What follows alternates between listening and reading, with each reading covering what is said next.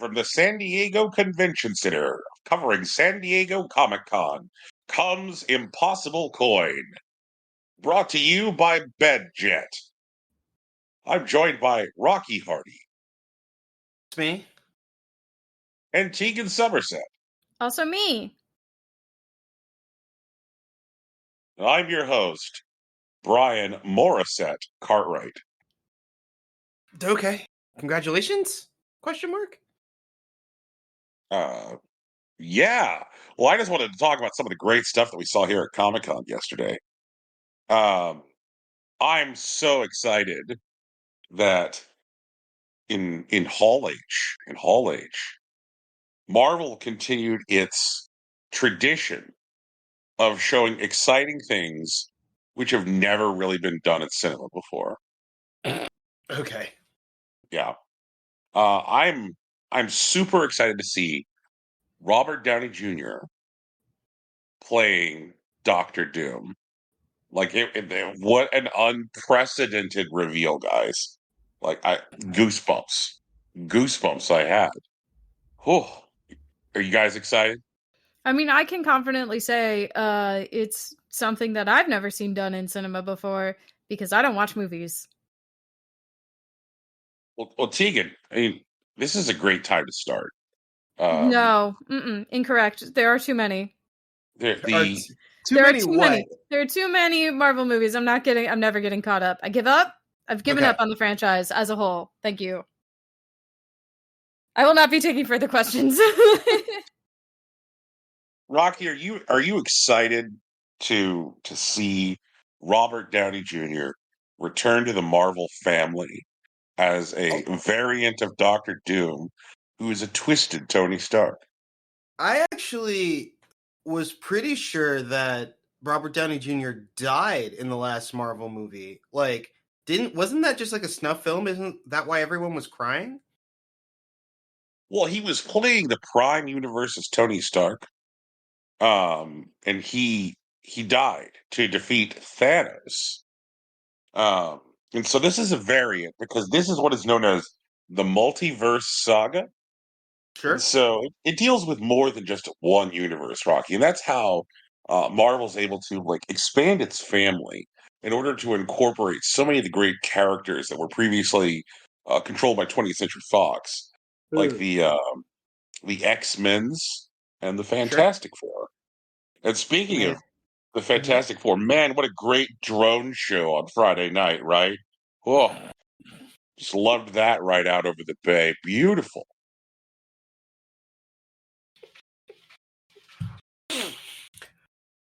Mr. Morris at Cartwright. Yeah. Can you I want to let you know this is a safe space.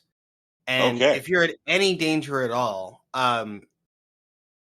knock on your table twice.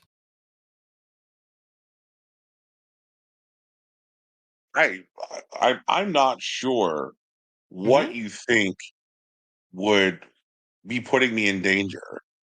I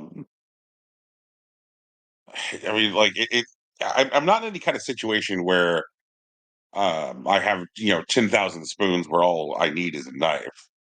Uh,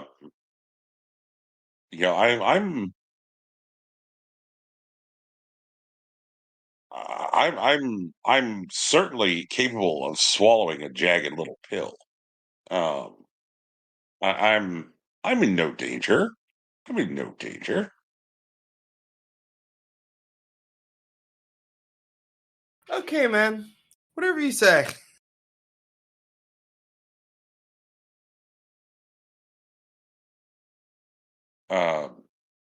Yeah, I mean, I'm just excited by the products that Marvel has, and I'm just so glad that we got updates on Captain America: the Brave and the Bold, and Thunderbolts.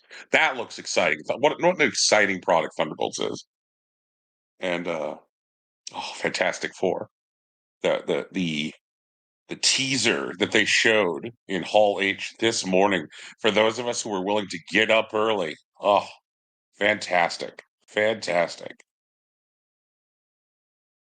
What a time for cinema. Where's Martin Scorsese when we need him? Well, I don't know. That old curmudgeon needs to get with it. You know, Needs to get with it, huh? All right. yeah, that's right. Because the future of cinema.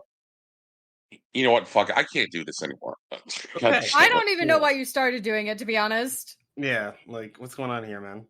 Oh, Jesus Christ. I can't believe they fucking trucked out Robert Downey Jr. as if it was anything. As if it was anything.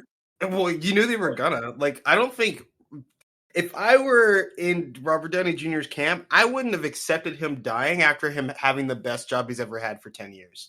Unless he was gonna come back. It's at this point, because Mhm. like let's be real. Up until Deadpool Hearts Wolverine or whatever the fuck they're calling it, Sure. the last rolling 12 months have not been what you might call good for Disney. Sure. They have shit the bed on several consecutive comic book movies. Mhm. And you know, like we've had all kinds of punditry, like is Marvel finally over? Our audience is tired of this, and the answer is audiences are tired of this, but it's not quite dead yet. Um, and like, and I'm like, man, we really have just reached the Marvel is WWE stage of things, and Robert Downey Jr. is the Undertaker, and they're like, "Fuck it, just book Undertaker. People ain't Yeah. showing up, just fuck it, book Undertaker. Just get Undertaker out here." Robert Downey Jr. is Undertaker. He is the fuck it, just book Undertaker. Like, what the? Ugh. That man just won an Oscar. Like he Good is, for him. yeah. Like he has made a point of like saying that, like he's like, yeah, man, I'm enjoying getting to like act again, which was like kind of a pointed jab at like the shit he'd been doing for Marvel for 10 years. Yep. And also saying that he enjoyed being on actual sets, not standing in front of green screens again. Mhm. Um, so I want to know, knowing that he has enjoyed acting again and enjoyed being on practical sets again, how big was the fucking bag of money they showed up? Like how large was that satchel of cash? Do you really Like, want to know? Like, really? sincerely, because like it's an outrageous amount of money. Like it's obviously going to be like kingmaker amount of money. Like fucking Robert Downey Jr. could buy a series of islands and name a new country down like Downeyville or whatever with the amount of money that Disney's going to pay him for this. But like, Yeah, why would you want to know that number? That's what I mean. What does it do for you? see, It lets like, me sit on my couch and say, "Good for him." Good for him. You know. I don't think Brian's gonna say good for him. That's what I mean, Brian. I don't. I've known you for a little while, Brian, and I don't think that's your reaction to this situation. I just want to know what is that number going to do for your spirit in this particular case? um, I think it gives me a metric to qualify Disney's desperation. How about that? Um, because Sure, we know how much they paid him for Avengers Endgame when he was already tired of doing it. Like right? he didn't want to, like, by the time he got to the end of Mm-hmm. his like last batch of these fucking things, he was not into it. And so Mm-hmm. they had to pay him $50 million and make him history's highest paid actor in order to do Avengers Endgame. Yeah, it's kind of money. Like, yeah, like that is fuck you forever money. Yep, Um, and and if they he made it didn't back, which want, is the crazy thing. and so like I guess that's my question is like if he has like been on the record about how much he was done with these things and how they didn't about how doing them didn't bring him pleasure and how Mm-hmm. he was now glad to start doing the things he wanted to do as an actor again. Mm-hmm. um and I was like, oh yeah, man, I'm enjoying getting to act and I'm enjoying practical sets and like and those desires were fucking validated by like winning an Oscar, like Mm-hmm. for Oppenheimer. How much money because like Disney, like here's Disney. They've had some movies flop really, really hard that were Marvel pictures. Like, fuck, we've had some pretty bad flops. Like, Yep. I'm pretty sure like 4 people went to see The Marvels. Um, Yeah. and like, so they've had this real sense of desperation because like a lot of their tentpole products, not just Marvel, but like their animation stuff and their Star Wars stuff has been really, really struggling of late. And so this whole business of like, if we just make event pictures, people will just show up to them has become like less true. And it's like how desperate are they? Like could they show up to him with another 50 million? And was that enough? Or was he like, I'm set. Like I don't need that. Like, or did they have to show up with more?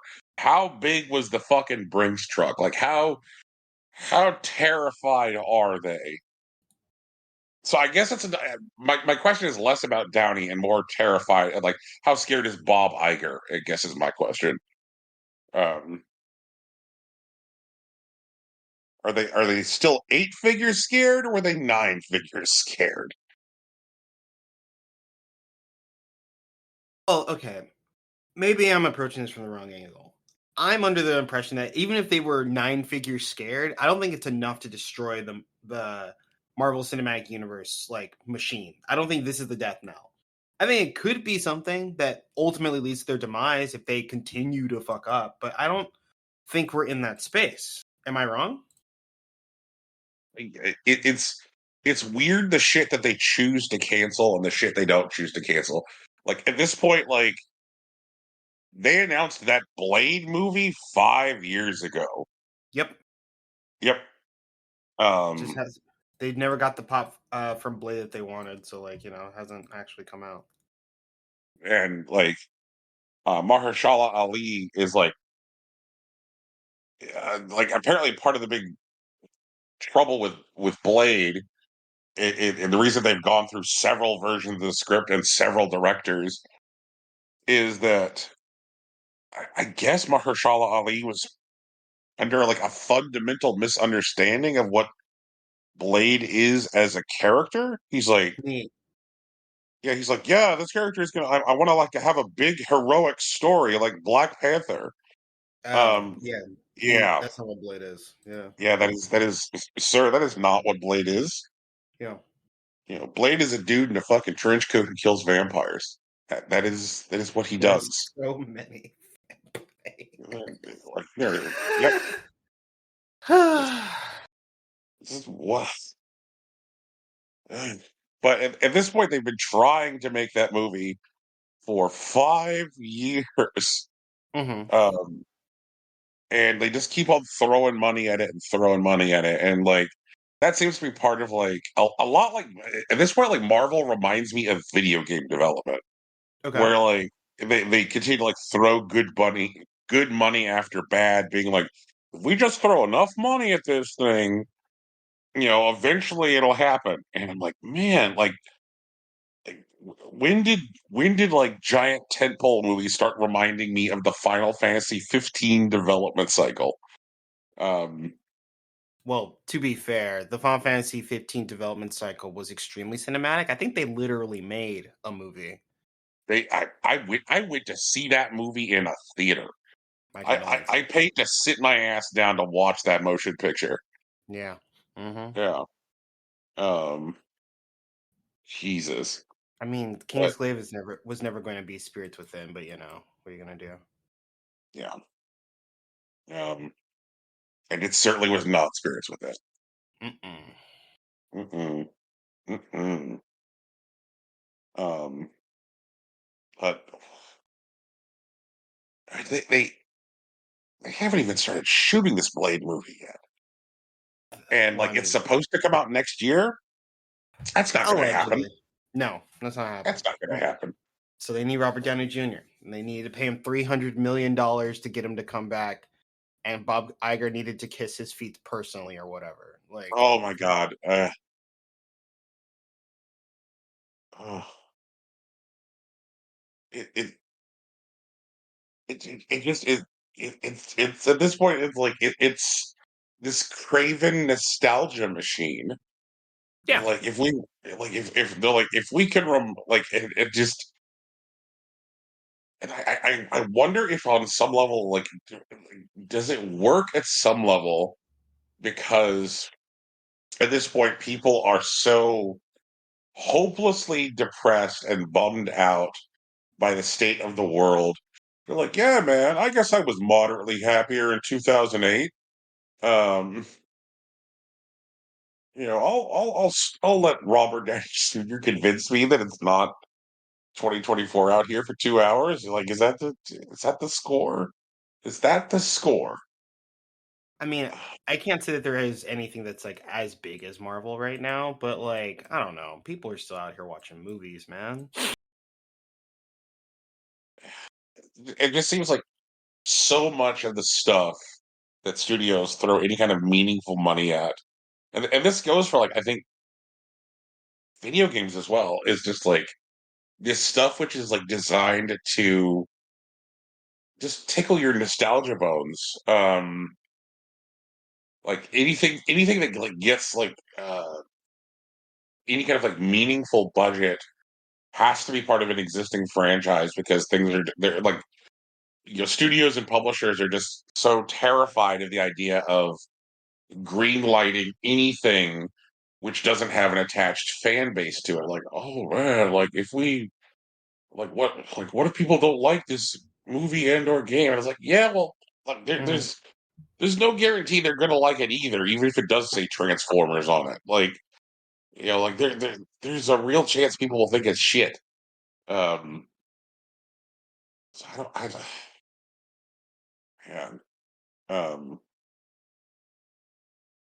like it was funny to see the again. Also live from San Diego Comic Con, the announcements for like what characters were going to be included in the new like Mortal Kombat um, DLC character pack, and like so many people who play Mortal Kombat were like surprised at the assortment of characters that were in this new character pack because the character pack includes the T-1000 from Terminator 2, Sure. Conan the Barbarian, Uh-huh.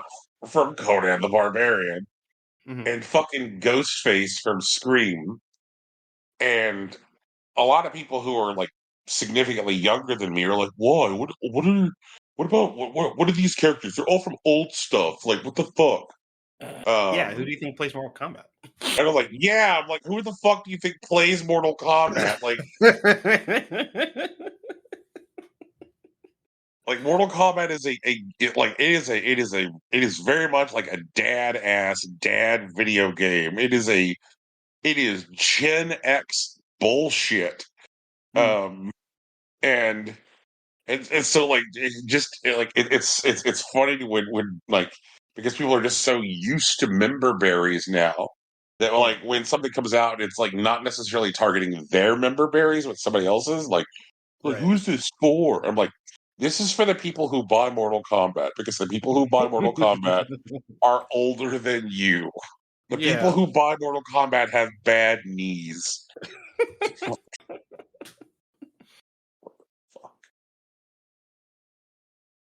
Oh, man. Hey, we managed to somehow stumble into video games.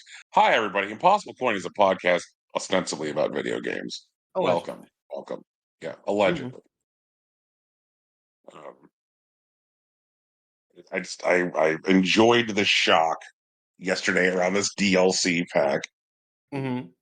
Like, who is this for?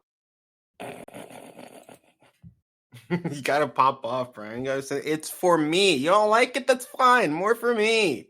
More Yeah, money. it's the fucking like well like I will always be irritated by the cry of who is this for because all of the because who is this for basically just means that like I refuse to understand that any perspective exists other than my own. Just say that. That is uniquely frustrating. That totally makes sense to me. Yeah. But also, I don't know, Brian, because the thing is that like execs, they hear that shit and they take that personally. You know what I mean? Like obviously not in the same way that you do, where like you're just like, yeah, obviously this is for people. The CEOs that hear that sentence are like, fuck, did we miss? And you have to tell them, no, this is mine. Put it in my hands. Because otherwise they're just gonna change it up and then they'll never make it again. You know what I mean? Like I wish that was just like me talking out of my ass, but I've seen it happen like way too many times. You gotta claim your shit while it's out here, you know?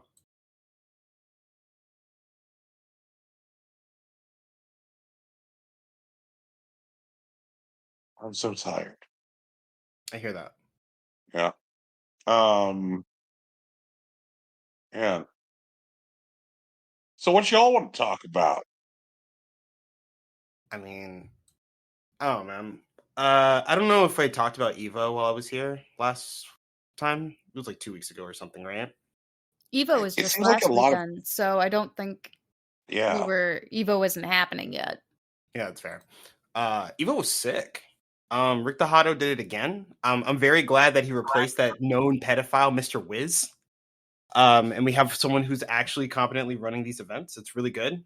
You know, it wasn't perfect or whatever, but like a lot of things were handled a lot better. Like we had like better sponsors that got a lot of setups out on the floor. One of the cooler things is that even though this is like the biggest Evo that we've had in a long time, like Brian, there were over 5,000 participants for both Street Fighter and Tekken this year, and they still got it all done before midnight EST. I watched like I actually watched some stuff Okay. because it seemed like the energy around Evo, like it seemed particularly potent this year. Good. And um like man, and I kept on hearing people talk about Third Strike, and I was like, all right, let me go check this out. Hell yeah. uh, Their chick was great this yeah, year. Shouts to Hayo, like for real, for real. it's Um, like it was definitely a case of like also like the crowds were big enough to make the big moments seem big. I hear Like that. There were like there are some years where like they would have like the audience on stream and you would see like a good number of just empty like chairs and whatnot. right. And that just wasn't really the case this year. You had full shots, you had the excitement. Like the pop-offs felt really real because like the crowd was really involved, like people running up to the stage and everything. Um Jesus Christ. There was a Evo moment number 38 was crowned this year, which is also really nuts. Cuz like 37 was like the Daigo moment and that was like fuck what 10, 20 years ago now. So that was cool. But what I was going to say before is that like we had like Evo was probably the largest that's been in a very long time, and it was a lot of people's first Evo. Like a lot of people came out for the first time, which you know is partially like you know pandemic, but also you know the result of a lot of like really good organizing all the way around the world. But over the course of the tournament, like as like you know the numbers that are still in like brackets dwindled, they opened up the setups on the floor, so it kind of like turned from a giant tournament in the first like day and a half to like a giant arcade where like everybody could just play on the setups, and that was really cool. So like it was active throughout, and they were also running like a couple of like stage things. Like they had like a Tekken uh like a slew of players that would like play against the audience. Harada showed up and played against Lily Pichu in a very tight match, and that was really cool. And they did some like silly like game show stuff. Like they had Justin Wong playing rock paper scissors against people like on stage, which and now that I'm thinking about it, kind of had a bit of the flavor of like the Monstars from fucking Space Jam, because like you know Justin Wong's been there forever, and I don't really want to play rock paper scissors against him, but kind of having him play rock paper scissors against randos seems like a maybe not the best use of his time, but it was fun. They gave out impact awards to the community, you know, like they recognized Daigo and Justin Wong specifically. The matches were really, really good all the way through. There was brand new talent. There's this kid from Great Britain, Ending Walker, this 17-year-old kid that got third place this year, and that was really cool. So like, you know, there's new talent. Punk, it's like the first American to win Street Fighter in over like 10 years. Like I think actually, to be honest, it's not just the first American to win Street Fighter in 10 years. It's the first American to win Street Fighter when it wasn't an American only tournament. Like the last time was like Super Turbo, like 10 some years ago. And then like after that, like you know, we had international competition and American didn't win Evo again until Punk. And he's been grinding for like basically the past decade. I think he's like 24, 25 now. And he's been finishing top 8 in Evo since he was 17. And, you know, he got it this year. He put it together. And, you know, it wasn't like you know, he won with Cammy, and Cammy's like consistently good and everything. But it wasn't like I played the top tier and it's just busted and American got away with it or whatever. Like, he played the game and he played his game, and that was really, really cool. Actually, there were a lot of black winners at Evo. I think there was like 5 like black champions this year. It was Punk, Sonic Fox, Nitro. Shit, I had this list and I think I closed it a couple days ago. But the Grand Blue winner and the Marvel winner, I think, was also a Black American. So that was cool. I don't know. I had a great time with Evo this past year. And they announced that they're doing a lot more over the next couple of years. They're expanding the tournament, kind of like mimicking like the tennis system, where there's going to be like multiple like regional tournaments. So we'll have like the Evo in Las Vegas, and then there will be Evo France, Evo Japan. And I think they're working on like a consistent like Asian space besides like Japan. I think there's going to be Evo Singapore in 2026. I know LA is going to have a tournament, but like a lot of people are arguing that like since Las Vegas is already really close to the West Coast, we should probably have an East Coast tournament instead. There's a lot of talent out there, you know. I've learned in the Midwest is actually pretty active, even around the times that like Frosty Faustings, which is like the big winter tournament, isn't going on. And there's still Combo Breaker, which is like summer-ish. I don't know. Fighting games are still great. I'm having a good time. I feel like I'm rambling. Ugh. It's important to ramble about the things you like, though. Fair enough. And I think I'm almost ready for the Final Fantasy like raid tier, which is supposed to start on Tuesday. So I'll be like a week and a half in it by the time this like recording goes live. But I actually, you know, did my own gathering and crafting this time, and I'm realizing at this stage of the game, I don't think I have to pay for anything anymore. Like, Gil is just a thing that I make now. I don't think I have to spend Gil to get anything in the game, except for maybe teleporting. And like, even then, I don't actually have to do that. I could just ride mounts around everywhere. And that's really weird. Like, I feel like I'm 100% self-sufficient at this point. Like, money is just a thing that I make as opposed to spend. Or whatever money that I spend will never actually hurt my wallet anymore. And that's crazy. I've never been here in this spot in, like, my life, let alone in video games. And I don't know what to do about it. I think I'm going to hang and see how it goes. If the money changes me, please say something. What if it changes you, like, for the funny? I mean, I'd still want to know. Okay. The moment you start dressing like a One Piece character, I will let you know.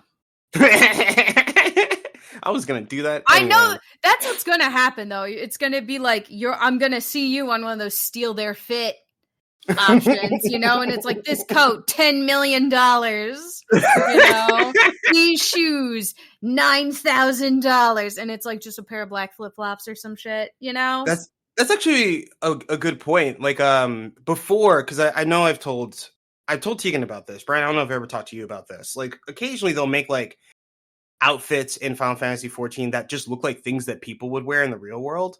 And since you're in this fantasy universe, like that, it doesn't always track, but you can dress that way, and it's usually like a bitch and a half to get to them. Like there's an item in the game called the Urban Coat, which is just like, you know, like a heavy coat with a fur like hood.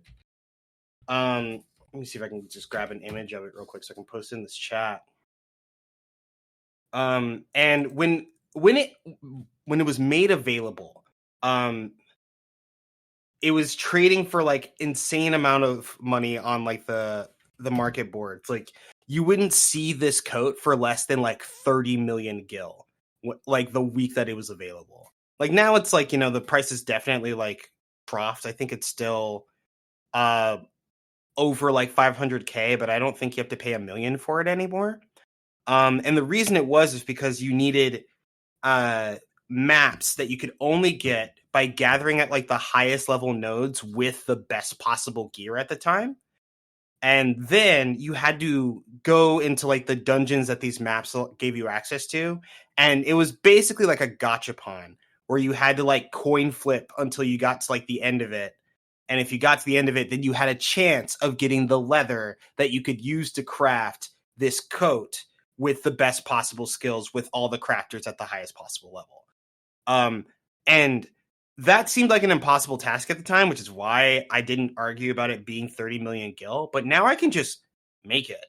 I can do that whenever I want. And it would cost me, I don't know, maybe a couple hours of my time. And I don't know, it feels like anything's possible in like a crafting sort of way. And I don't know what to do with that information, but I'm going to write it out.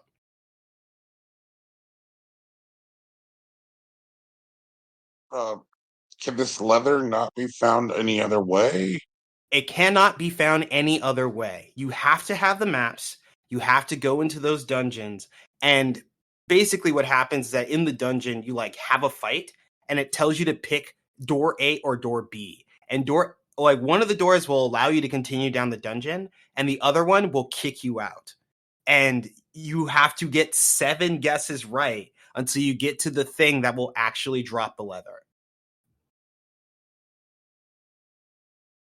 What a time. Mm-hmm. Sounds so frustrating. It would, well, yeah, that's why people charge so much for it. Like I was like, oh, that coat looks great. How much is it? This much. And he's like, what? It can't be any lower? No, I have suffered or whatever. And like, that's what it is. And like now, like, you know, the maps are easier to get. And so like, you could just like basically stack your poles essentially until like you get there. And like the crafting level now is like 10 below whatever the cap is right now. Actually, it might be lower. It might be, yeah, it's 20 below now. And there's just an ability, like kind of a quality of life thing that like the way that crafting works is that if you want a high quality version of something, you have to do like the wacky rotation. But if the recipe is 10 levels below whatever level you have right now, that wacky rotation becomes 2 buttons. It's max quality, create the thing, and then you're done. So like, obviously the price has gone down because like the process has become simplified.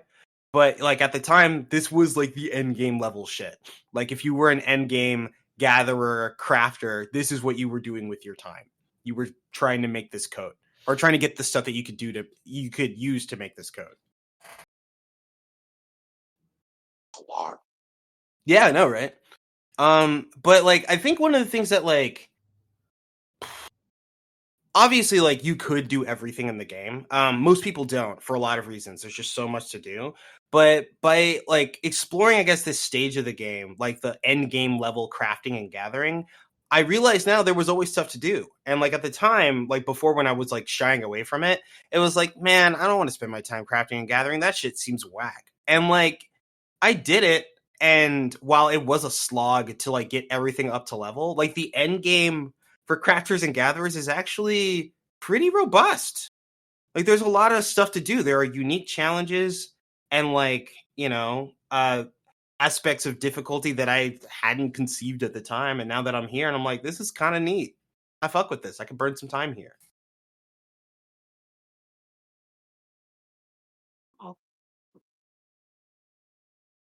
oof.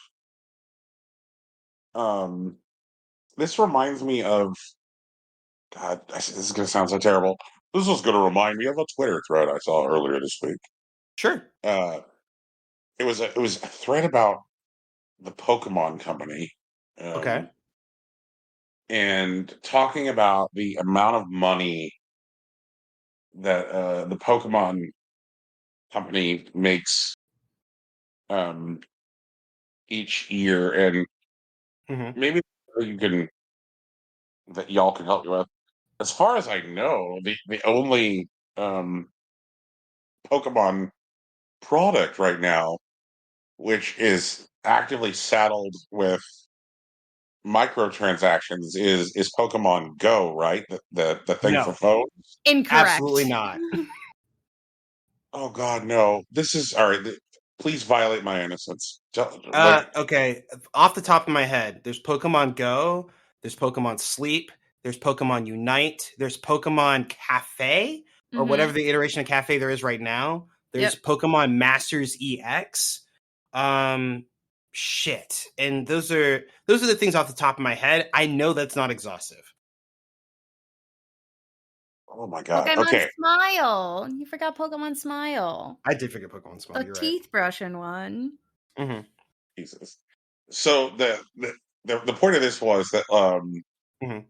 the revenue of the Pokemon Company Hmm. um, um, is um, like 22 billion a That's year. Roblox money. Yeah.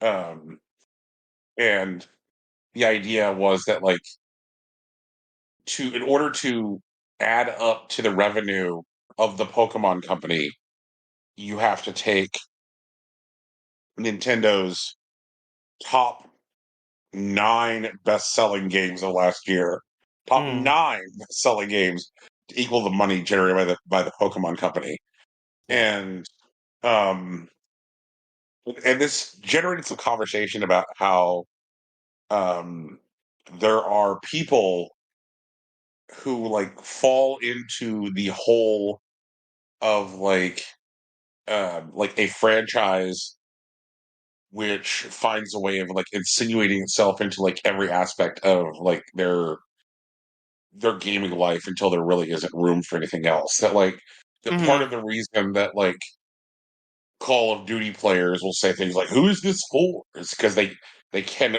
no longer imagine a world beyond Call of Duty, Sure. um, Yeah. because Call of Duty has done things like create treadmills and systems where like if you're not playing Call of Duty constantly, um, then you're going to feel like you fell behind.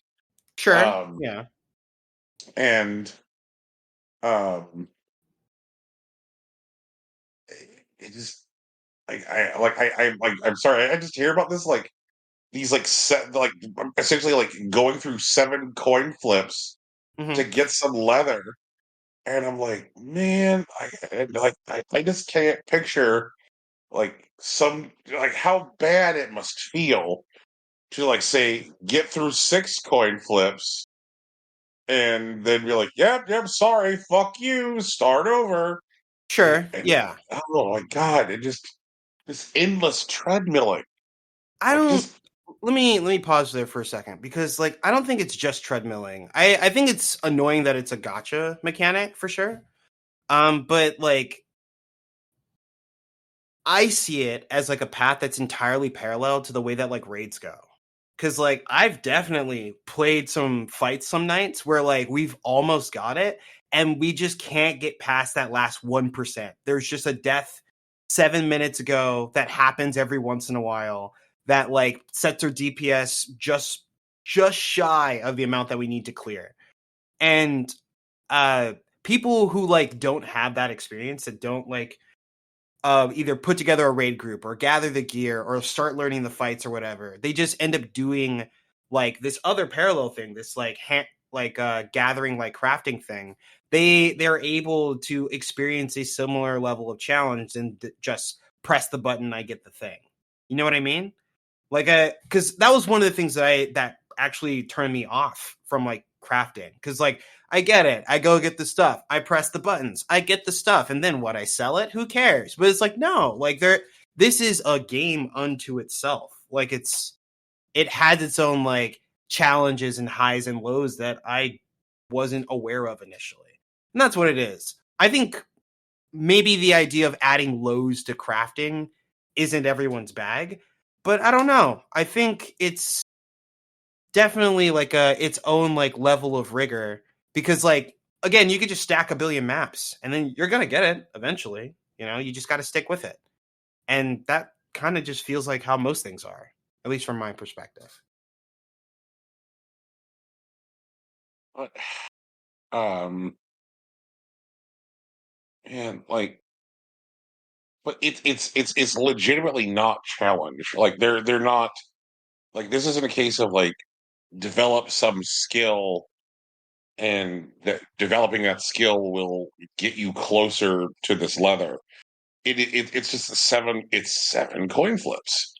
Um, Yeah. Yeah. yeah, like that's not a skill based experience. Like that's like, hey guys, if we can make sure that if Fred doesn't die in the first 15 minutes of the fight, then we'll kill Oogie Boogie.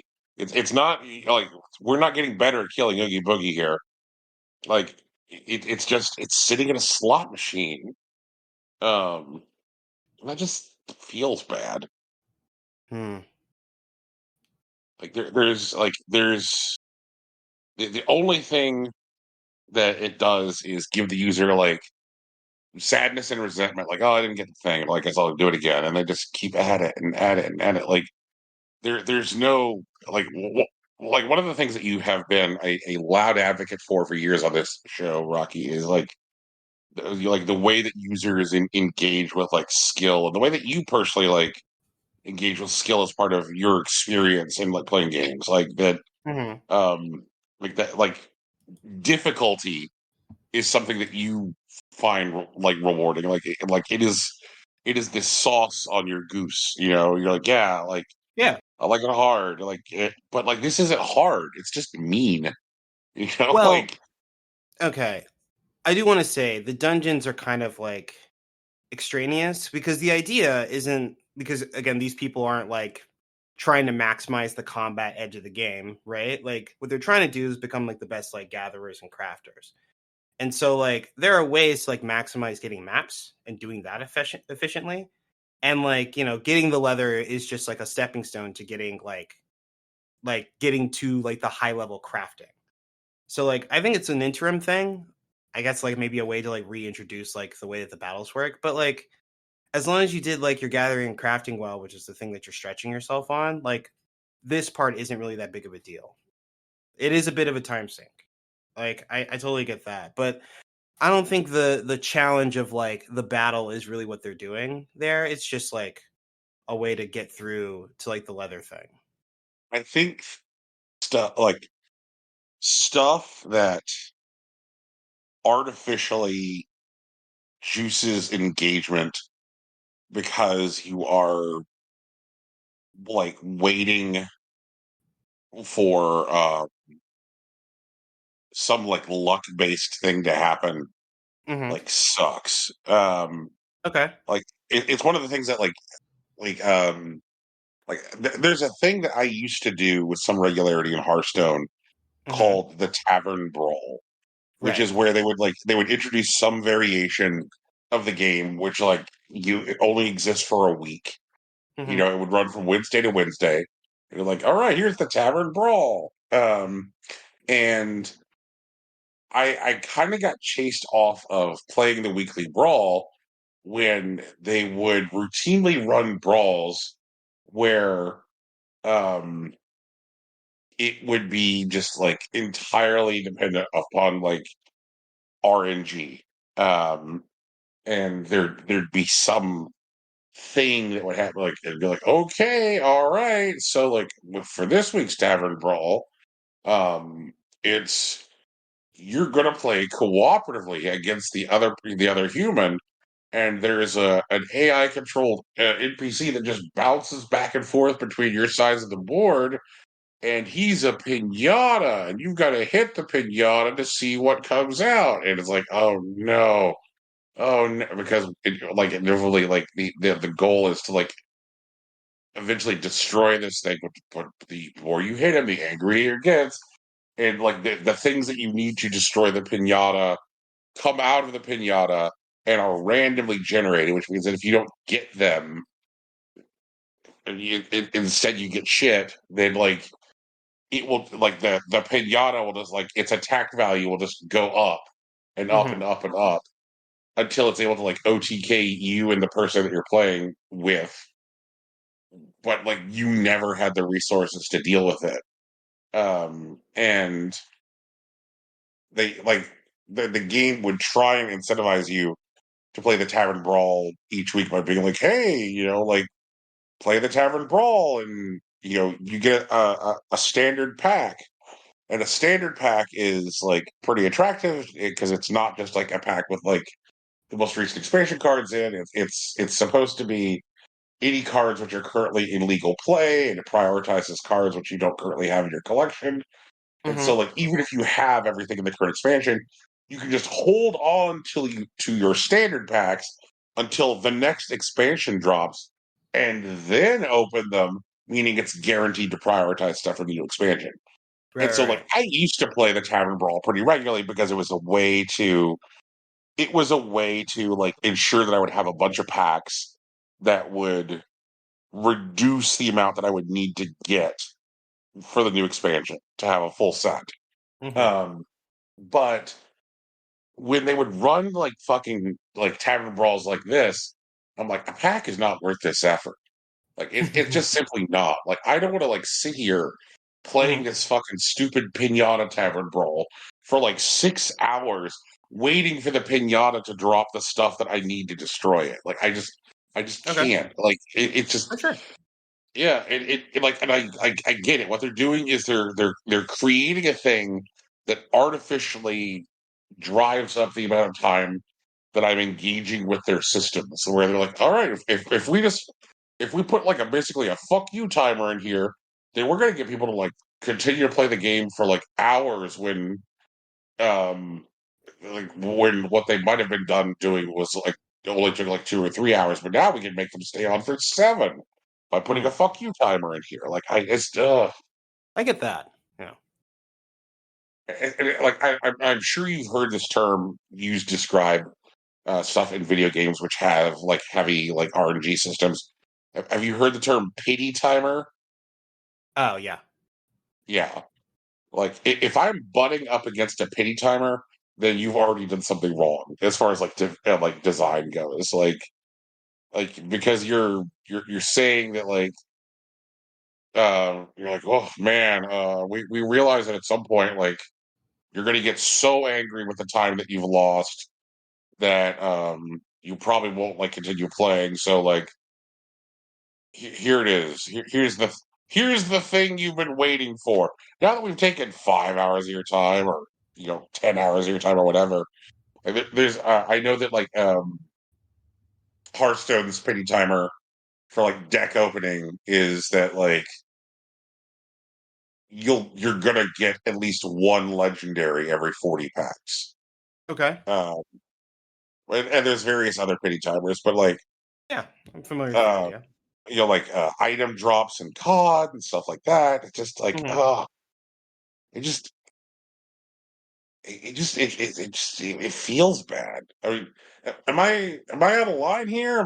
Do I seem like old man shakes fist at cloud, Tegan? Not really. Oh, you're talking Tegan. Okay. I have no idea. Yeah, I'm trying to draw Tegan back into the conversation. I don't have any opinion on pity timers. Honestly, I feel like if you're pumping enough money into the game, you should get something out of it. And like, if that's how they do it, that's how they do it. At least you know you're guaranteed to get something.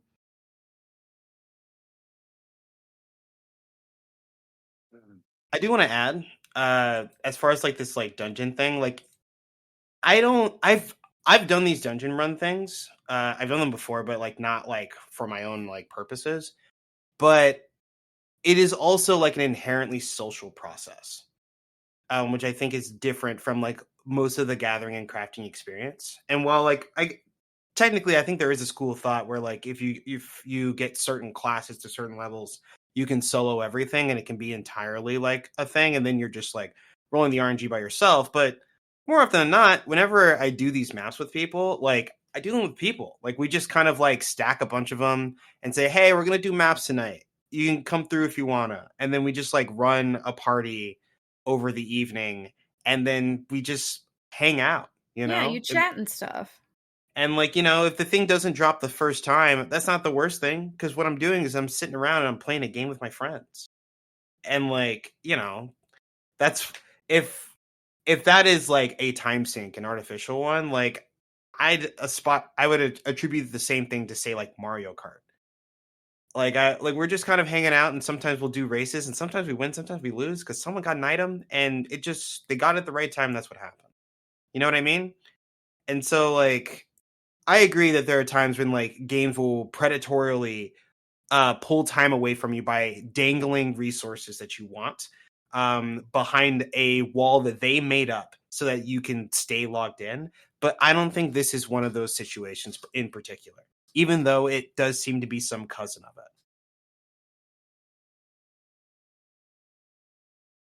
Oh, um, in, uh, I do like, I guess, like the sewing circle component.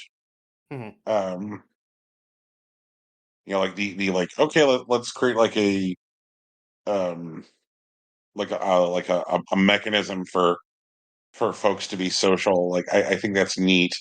Mm. Um, but like I just, man, oh man. I just wish like that that games that like had these treadmills would figure out, I guess, different ways to get folks to be social Well, rather to be than fair, just like strap them to a fucking treadmill. Uh, like again, this is Final Fantasy 14. There are myriad ways to be social in this video game. They just added a yeah. social component to crafting and gathering, and this is what they ended up doing. I think it could be better, and hopefully it is. Because again, this is a new expansion, and they add little twists to everything as like the game continues to grow and develop. So Well, maybe whatever the dungeons will end up being this season are a little different. I know they've been different a couple of times already. I haven't checked in on the latest iteration. I've mostly been selling my maps rather than gathering them this time because I don't know if there's anything in there that I actually want yet. But who knows? Maybe I'll start saving my maps and see what happens. Report back. heck yeah. So what's going on, man? What other video games have you been poking at? I've been playing Bobo Bay. And that's cool. I Brian, I think you might have been in a different like demographic when like the whole like Chow Garden craze was happening. But if you weren't, may I interest you in a game called Bobo Bay that's being developed by a single indie dev, which is the spiritual successor to Chow Garden. You end up in a garden. There are Bobos. You can feed them fruits to improve their Oh, stats. You can pet them and give them hats and have them participate in a myriad of races. It's currently in alpha, and you can play through like a quote season, which feels like a month. I haven't gotten to the end of it, but I played like 2-ish hours and I had fun. But there are definitely people who spent something like 40, 50 hours in this alpha already. um, yeah, like I am, I think, like just a little bit too old to have Mhm. gotten hooked by the like the garden component of Mhm. um uh of the Sonic Adventure games. Mhm. Um, I am I'm glad you were living your Chow dream. You said they're Bobos? Yeah, they're called Bobos now. Okay. And these Bobos, they live on the bay. Mm-hmm. Fantastic. You have a little house on the bay. You can also nap in a hammock. The Bobos, they can climb, they can swim. I haven't found one that can fly yet, but I feel like if I spend a bit more time, I'll run into one. Honestly, sounds ideal. Sounds Yeah, like right? exactly what people who love Chow Garden have been screaming for. Yeah. Like, just give us the chows back. And We it's just like, want the Chow Garden. Just give us the Chow. Let me send my little Chow to little Chow kindergarten and do the little races and give them little animals. and the person that's developing it, like, they only have a couple of races available right now, but there are apparently planned like quest lines. They're gonna put Chow karate back into it. They're Wait, gonna what? have did you not know Chow about Chow karate. karate? No. Okay, well, like, in addition to the Chow races, which showed up in Sonic Adventure, and Sonic Adventure 2 Battle, I don't think it was just 2, I think it was specifically 2 Battle, Mm-hmm. they added a different Chow activity that you could do, which is Chow Karate. And, like, it's basically a Chow fighting game, but, like, you kind of, like, wind them up and let them go.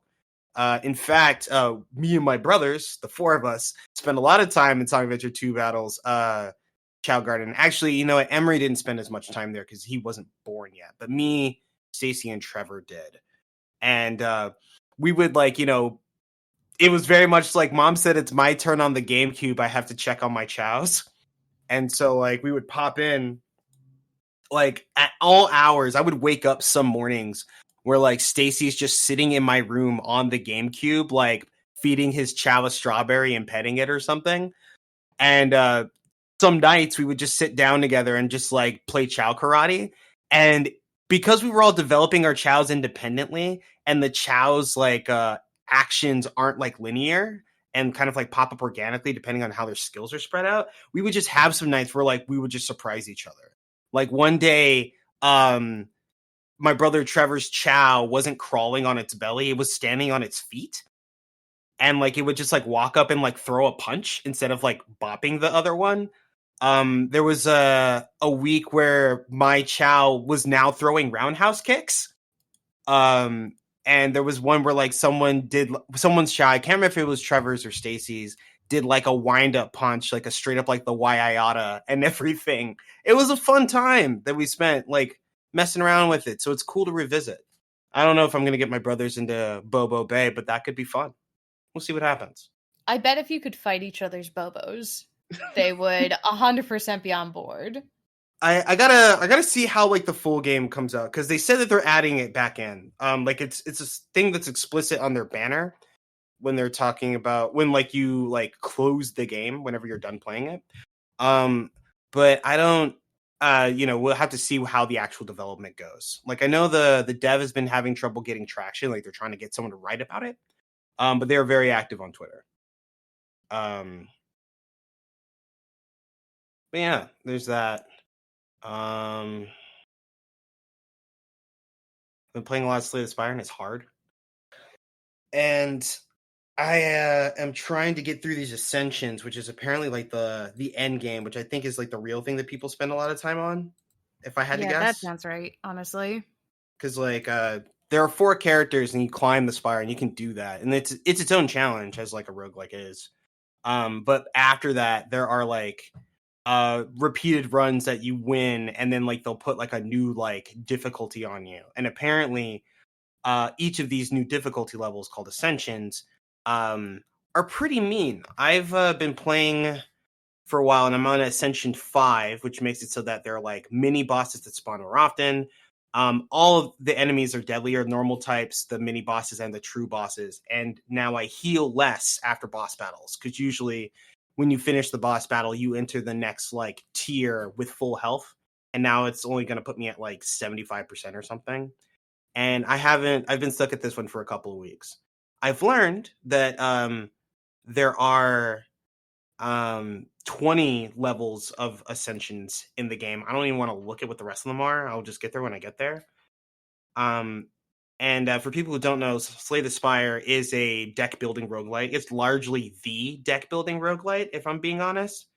But I just recently started getting into it. I know the sequel is planned, or it has been, like, teased very recently, like in the past, like, couple of months.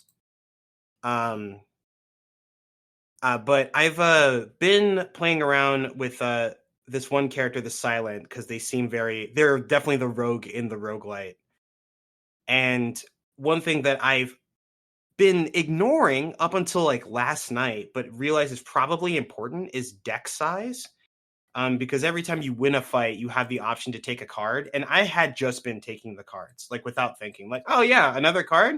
Sure, that sounds useful. But I realized after talking with a couple of people that taking on so many cards in your deck, especially without prioritizing duplicates, will make it so that the cards that you need when you need them are less likely to show up in your hand, which is just obvious, right? But I probably need to be a bit more cognizant of like setting up my deck so that I can get my cards that I need whenever I need them. And so that's what I've been doing on my subsequent runs since, I don't know, 10 p.m. last Friday. I've seen some success, but I'm not exactly where I want to be yet. But I'll get there. That's for sure.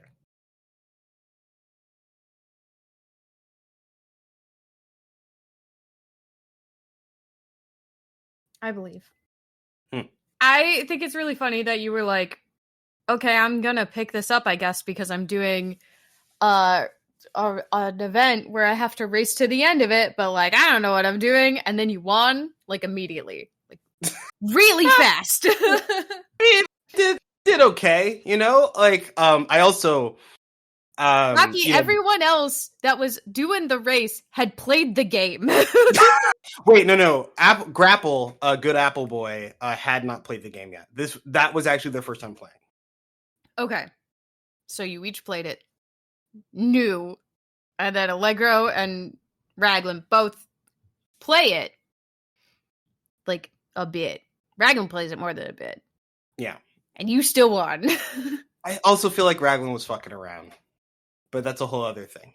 But I had a good run. The event was largely a success, I think, and I did actually win the race, quote unquote. But I don't know. This just seems like a deep and interesting game, and I didn't give it the credit it deserved at the time. I'm not gonna apologize, but like, I can say that much.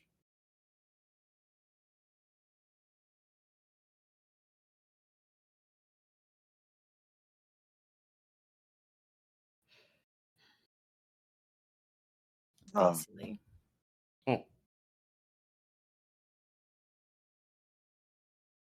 Brian, I think you'd like Slay the Spire, honestly. I have touched it. Okay. What'd you think? I thought it was a game that if I spent more time with it, I would end up spending a lot more. If that makes any sense. Some sense. I mean, the runs are pretty quick overall. Yeah. Well, mixed bag. They are not until they are. I would regularly spend something like 40 minutes in a run until like I had a grasp on what was happening in the game. And now my runs are much quicker. But like initially they were not.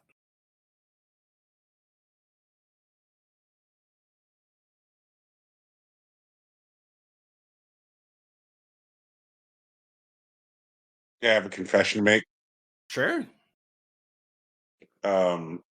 I'm not saying that I felt compelled to play another game of Hearthstone. Mm-hmm. Yeah, but you did feel compelled, perhaps.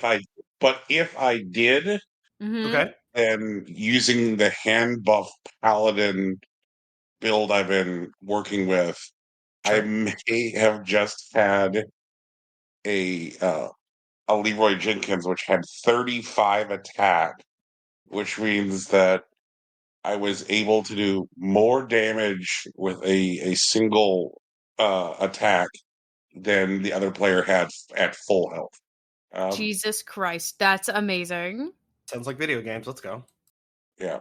I'm really enjoying just being a gigantic OTK douchebag. Well, I'm glad you're having fun, Brian. Yeah. I feel, oh man, I'm going to say it. I'm going to say it, and I am going to thereby jinx myself. 100%. Is hand buff paladin the path out of diamond? Maybe. Do you believe it might be? I think Just it's at least worth exploring. they Mhm. don't they don't see it coming. Yeah, They exactly. don't. Yeah. You should probably investigate your own counters though, just to be safe. This is true. This is true. Yeah. Like if you had like now that you know what Handbuff Paladin does, what would you do to stop someone that has it? That just seems like a reasonable question to ask. Well, okay. If I was if I weren't me, Mhm. then I would hope that I was running Control Warrior. Okay.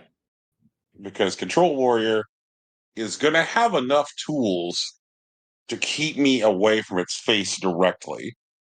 Um it's especially if I let the game drag out to like turn 9, then it's probably going to have that like use that Ziliax build which has Reborn on it, and Okay. then it can go ahead and um, play a Doctor Boom, which will resurrect 2 of those Ziliaxes, and then that shitty 8 mana spell, which will then bring back 3 of those Ziliaxes, and since they all have Reborn on them, it's Mhm. just a giant wall of shit between me and its face.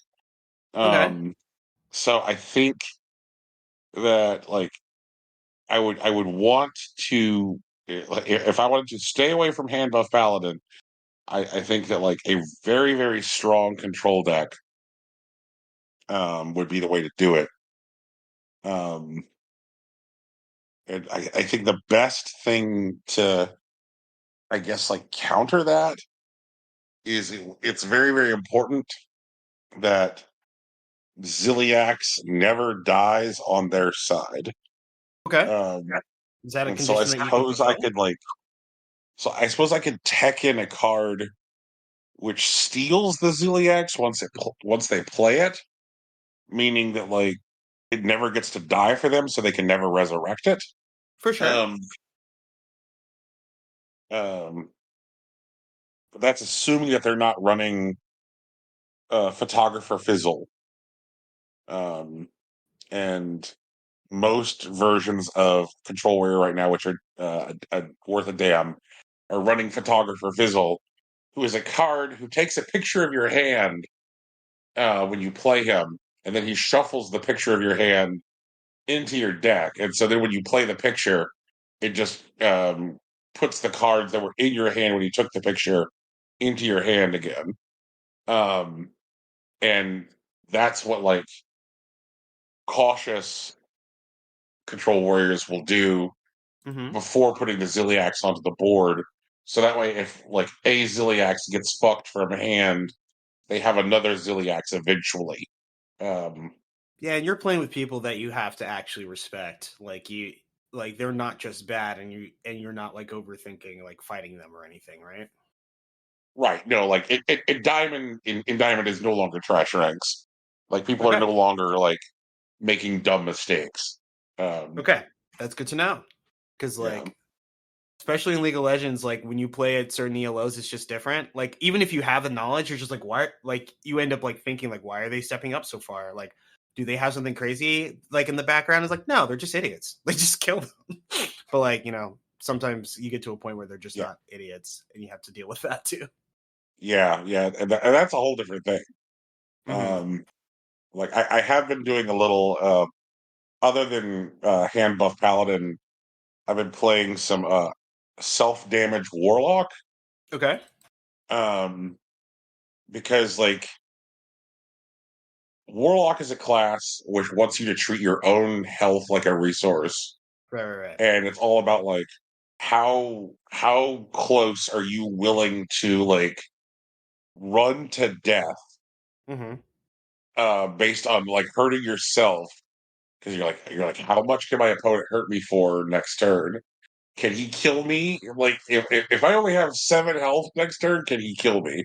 Right. Then you're like, fuck it, let me get down to 7 health. Let me get down to 3 health. And Hell yeah. so like self damage warlock is all about like this running this like yo yo and like seeing like how close you can get to dying, and then healing yourself a little bit.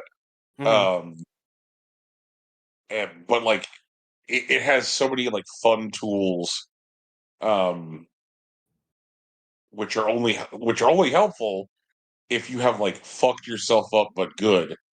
Like Sure. there's like they introduced a new minion for Warlock this expansion who has a battle cry, which is that it gets buffed attack and health based on the damage you have inflicted on yourself earlier this turn. So if you say did 8 damage to yourself, it gets an 8 attack, 8 health buff. Let's go. Yeah, yeah. So it's just like, how much are you willing to fucking cut to get the benefits? Molten Giants are legal again, and the Yep. way Molten Giants work is they cost 1 mana less for each health you've lost. Mm-hmm. So, and they start costing 22. They started costing 22 mana, which means that when they're unplayable when you put them in your deck. But if you're like say down to 8 health, they're free. Um, so it's crazy to see like the ways you can just like beat yourself up, but good to do something like be down to 8 health by like turn 5, and then like play two molten giants when like at this point there's just not enough tools available for people who only have like 5 mana to like deal with like 2 8 attack minions. And so you're just like pounding their face until they have enough mana to like play like a board wipe, um, or get out any kind of like meaningful taunts. And it's just like, yeah, yeah. Um, and like the trick with like playing against people who use that deck is stay calm, go face. Like no matter how Okay. big the shit is that they put out, stay calm, go face, because they're Mm-hmm. hurting themselves so much that like as long as you go face, like you can't try and do like a tempo react to that shit. You can't like look at them putting out 2 8 like 8 attack, 8 health minions and be like, oh god, no, I need to defend myself. You're like, nah, fuck it. Because if you defend yourself, then that's gonna like give them enough time to do the weird yo-yoing shit and like Right. heal up and then play more stuff. But if you're just like, okay, fine, you got a 16 damage on the board, like that'll kill me in 2 turns. So I guess I gotta kill you in 1, motherfucker. Like that's just Yeah. uh, and so just keep calm, go face, and that's that's a thing which like I guess people struggle with even at like higher ranks. I mean, it's a big ask, right? Yeah. Um, but yeah, no, like the current expansion is good. Um, Right. like a lot of the new mechanics that they introduced are fun. I'm enjoying the tourist cards. Mm-hmm. The tourist cards are like really banger. Um, the way they work is if you put a tourist in your deck, then that allows you to play the cards from this expansion for another class. So like Right. yeah, for example, like um the the the the tourist which Paladin has is a rogue tourist, which means you get access to all the like rogues cards for this expansion. And so like every class has a tourist. Mm-hmm. Um and it's neat because it means that like you're getting to see like mechanics flexing together in ways that are relatively unusual. Um like it like shaman is like seeing a lot of variety in spell schools, and um like death knight is seeing like more freeze mechanics. So it's wild. It's wild out there right now. And it's great because like one of the things I know I've complained about before on the show is that generally like as the period between expansions wears on, you eventually just reach a point where it's like nothing but these terrible aggro decks. Mm-hmm. Um, and because we're still so fresh, we're nowhere near the it's all aggro, it's all the time season. It's still like there are lots of viable control decks. There's lots of viable tempo decks, and people have not yet figured out like the God's perfect aggro. God's perfect aggro is not yet viable, so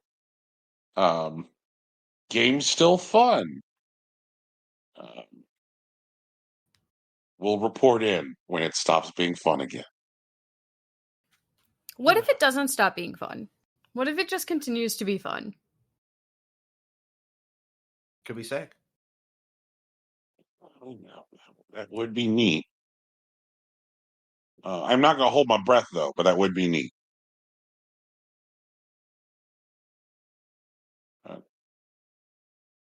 I think that like lots of service-based games are cyclical in that way. I think it's not that they don't become fun. I think it's that they don't become novel.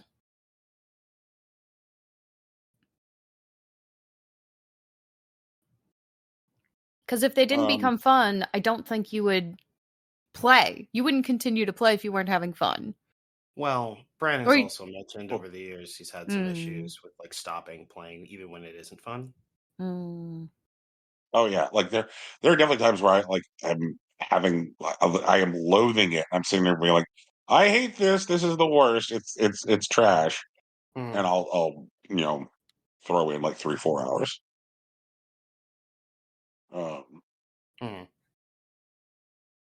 And that feels bad.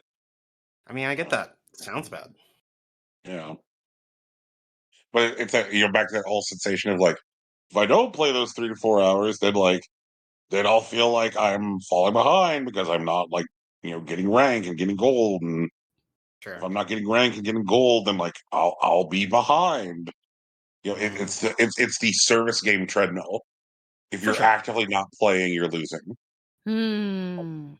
Yeah. So even if it isn't fun, if you stop playing, then it can never be fun again. So you have to play it when you hate it, or you'll lose forever. Somehow, no, but that's fine.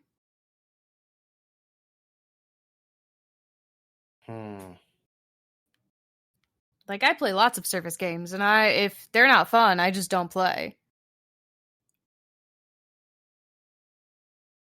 Do you ever go back to them later? Yeah. And do they present you with stuff like player rehabilitation packages? Like, oh, thank you for coming back, Tegan. Yeah, like returning player packages where they give you a bunch of free stuff. Yeah. And then I'll play a while, and then when I stop having fun, I stop playing again. And then I think about it, and I'll go back maybe a year later, maybe longer. Doesn't bother me, because I'm not trying to, like, compete. I'm trying to have fun.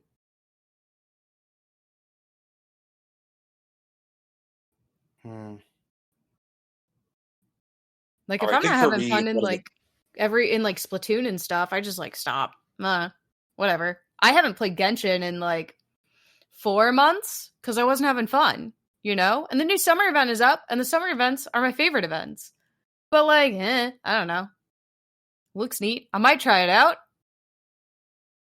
And I'll get a bunch of free stuff for coming back because it's been, 4 or 5 months. But at the same time, like, if I don't like the summer event, I'm not going to keep playing. Which creeps me out is some Kitten Match, right? Sure. A game which I do not play every day. Like, I've discovered that the number of days required to get the returning player package in Kitten Match is, I shit you not, 3 days. And I'm like, oh my God. That's kind of cool. What? Yeah, I'm like, but I think it says something about like what they expect player behavior to be like for Kitten Match. And I'm like, oh man. I'm like, the people that Kitten Match really and truly has, it's got them bad. Like, if they're going to give you returning player shit for being away for 3 days, like, then they don't anticipate, like, you being able to stay off that game, like, at all. Like, Hearthstone doesn't start to, like, give you returning player stuff until you have, like, not played through 2 expansions, which means that you've been gone for like 6 to 8 months. Right. That makes sense. Um, Because I'm sure they have people who just come in, get all the new expansion cards, mess around a bit, and then like leave. Right. right. And I went a week with not playing Kit matches. Like, check out the size of your returning player bundle. Like, are you fucking kidding me? Like, I didn't play this thing for a week, and they're like, "That's right, friend. You've been gone forever." I'm like, "Whew, whew, man, the hold you must have on some people." I think it's the Jesus. other way around, actually. Right? Like, Like how desperate they are for people to stay. right. That like, Back to Bob Iger. right. They're just like, hey, oh my god, like we're so glad you're back. Here, please take this returning player bonus. Like, I was gone for like an hour, and it's just like no, we're just so happy you're back. Please never leave us again. You know what I mean? And like, you can come back in 3 days, get the same thing again. Look, this kid looks like Robert Downey Jr. Oh fuck! Imagine that wasn't cleared by his lawyers. That's for sure.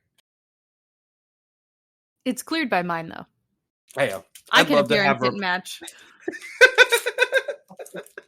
I'm gonna look so cute too. I'm gonna be the cutest kitten. And I'm gonna jump up on that table and I'm gonna knock something off. Highly breakable. And then I'm gonna look at you and go, "Oh no, I'm so sorry. Please forgive me. I'm just a little guy."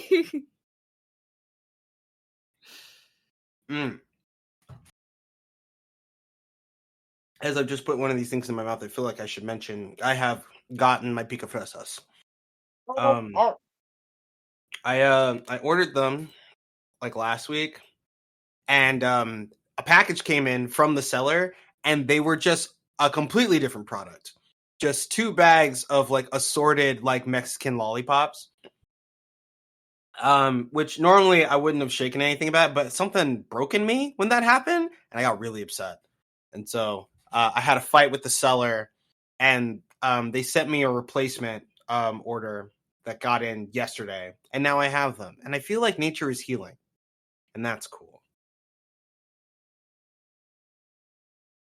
This struggle that you had, Rocky, reminds me that it feels like it's been too long since I've had all dressed chips. Go for it, man. Do they still make those? Are they in production, or do you have to like chase down like old bags or whatever? Oh no, I mean, like the thing is like all dressed chips are like the fucking national chip of Canada. Good for them. And so like basically like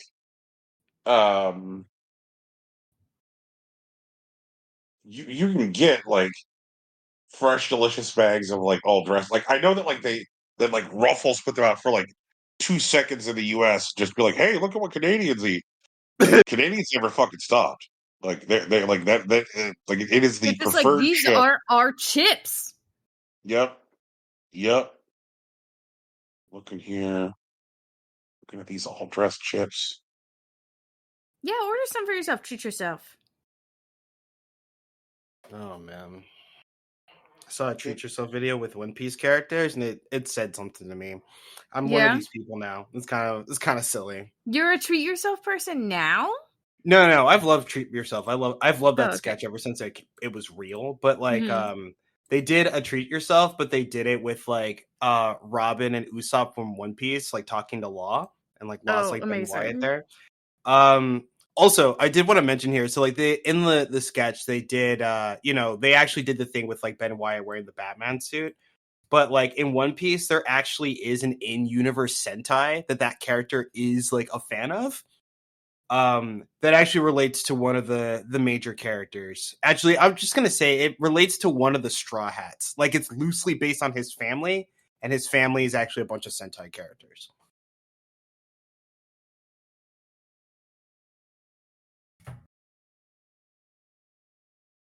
Imagine if your entire family were Sentai characters. It is some shit, honestly. Rocky, your family might actually be an entire cast of Sentai characters, actually. Hang on. What do you mean? Uh-huh. You know exactly what I'm talking about.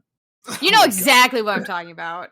We're not Sentai characters. Uh-huh. Sure. You have to say that legally. I understand. Or you lose the Sentai transformation powers. I get it.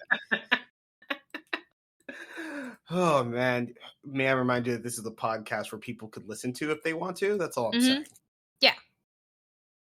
They can follow the clues. It's been there the whole time. I've been here the whole time. God, okay. So like here's the thing. Apparently Dropout, which is my favorite streaming service, probably, is working on putting together physical media for the shows that they've been putting out.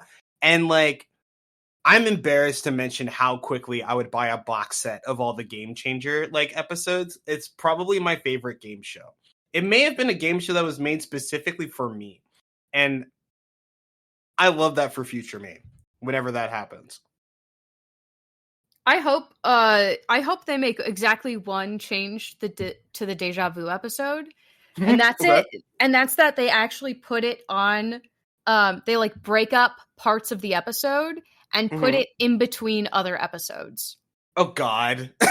So just between every episode, you know, you just get a little bit of like deja vu, and it's like, wait, haven't we seen that one already? So you watch the whole deja vu episode, and then you get snippets of the deja vu episode, and then you get the deja vu episode, and it's like, hang on, we've been here, right? I'm not. Hello.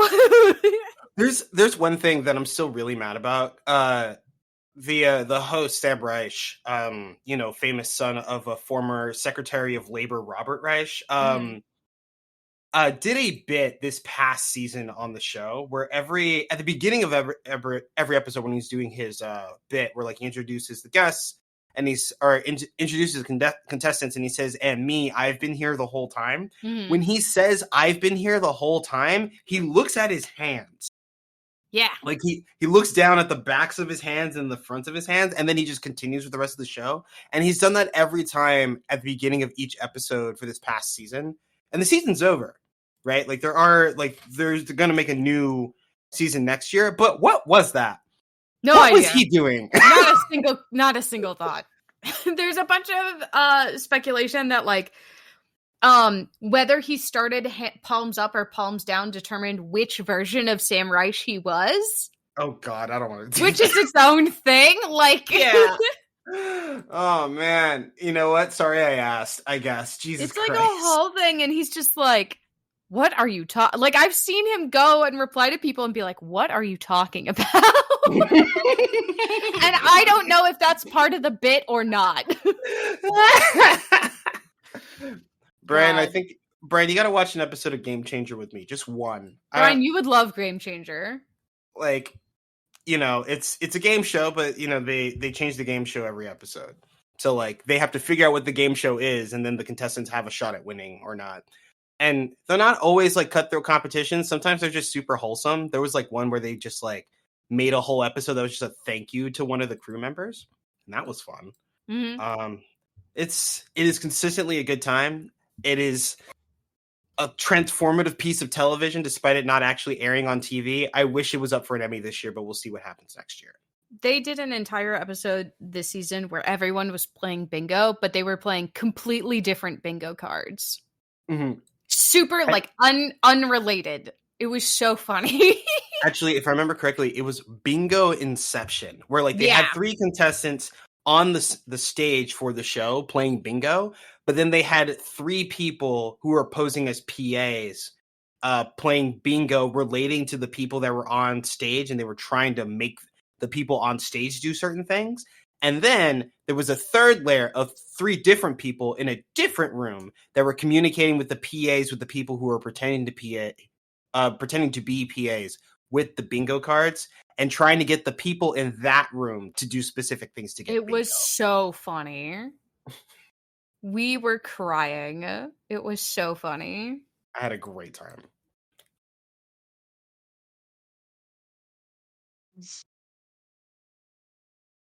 Complicated and fascinating. Yeah, right?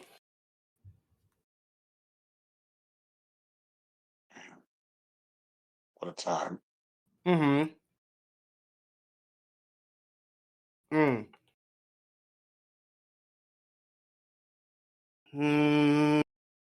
How do we feel about doing a bit of video game news? We can do a little bit of video game news. Because there's a lot of things that have happened. You know, first of all, President Biden was defeated by the Phantom Thieves, and so you know he dropped out of the presidential race. That was a big that's deal. true. That did happen. The International Olympics Commission has voted yes on creating the Olympic esports games, which I don't have high hopes for right now. It's going to take some time, but like there are definitely games that I want there to be eventually. But right now, they're very focused on just doing a bunch of sports simulators. I hope if they're going to do sports simulators, that SSX Tricky makes it there. But I would like some international fighting games. Like I think Street Fighter 6 could be cool, or even just Third Strike. I think Melee should be there. I think Tetris should be there. God, it'd be really cool if Puyo Puyo was there, but it doesn't have enough of an international presence. I would love it if Windjammers was in the Olympic esports games, but I don't know if that's going to happen anytime soon. I would like it if Windjammers was in the Olympic esports games, but it was the alternate version of Windjammers that only existed in my mind, where it was a sailing game. Oh my God. I want that version of Windjammers in there because that was a time. I want them to feature in the opening ceremony. It's fucking France after all. Yeah. Honestly, I also think that there should be some kind of like runner in like the Olympics. Like I think like Ubisoft making something specific for the Olympics is like the easy like pull. But like I would love it if like there was like some version of like Fall Guys, like some iteration of that idea that ended up being in the Olympics, and like you have like qualifiers. Imagine if the runner that made it in, like part of the Olympic portion of the game, was you had to do whatever that city's runner was, and it was new just for the Olympics. That could be sick. Like, I even think like it would. I mean, this is more business side stuff, but I think it could be cool if there was like an Olympic like runner course that's like isn't anywhere until it shows up at the Olympics, and then afterwards like people could play it. Mm-hmm. Many things to think about. Also, I think we're getting ready to see the beginning of the fall of Roblox. Because a report was made public this past week. That seems to imply that Roblox is not doing enough to stop child predators. No, really? Yeah. Wow, who would have believed? Wow, who could have seen coming? Yeah, right. Not us, like 4 years ago. Hello? Apparently, per the report, at least 24 players have been arrested between 2018 and now for allegedly abducting and abusing young players they met via Roblox. 24? Yeah. That's too many. That's way too many. Yeah, I know. Parents, why are you letting your child go out in the world to meet their Roblox friend? Hello? No, many of them had already had prior allegations, which is not great. And that's with a total worse. Yeah, right. Many of them already had prior allegations, with a total of 7 arrests transpiring in the last 13 months. That's too many. Holy shit. Yeah. You know what? And that reminds me of something. I suppose that, like, I was discussing this about Roblox. Makes me want to call something out regarding an earlier topic that we had, which was Evo. Sure. Which is that this is the first time in a long time that Evo. No allegations out of the weekend or whatever. That's what I'm fucking saying. Like, yeah. You know, like, I'm like, was the Evo rape pipeline closed this year? It looks that way. I don't know for sure, but the guy that took over, Rick the Hotto, after like Wiz was kicked out, who was again a known predator and a pedophile. A lot of things have improved, like in terms of like how well the event was run, and like terms of like presence of like security. Like there were definitely like pop-offs and like celebrations for sure, but like, you know, there was a lot less like shenanigans and like dangerous stuff, and like overall was a much smoother event, despite there being a large influx of new people showing up at Evo, which is a big deal.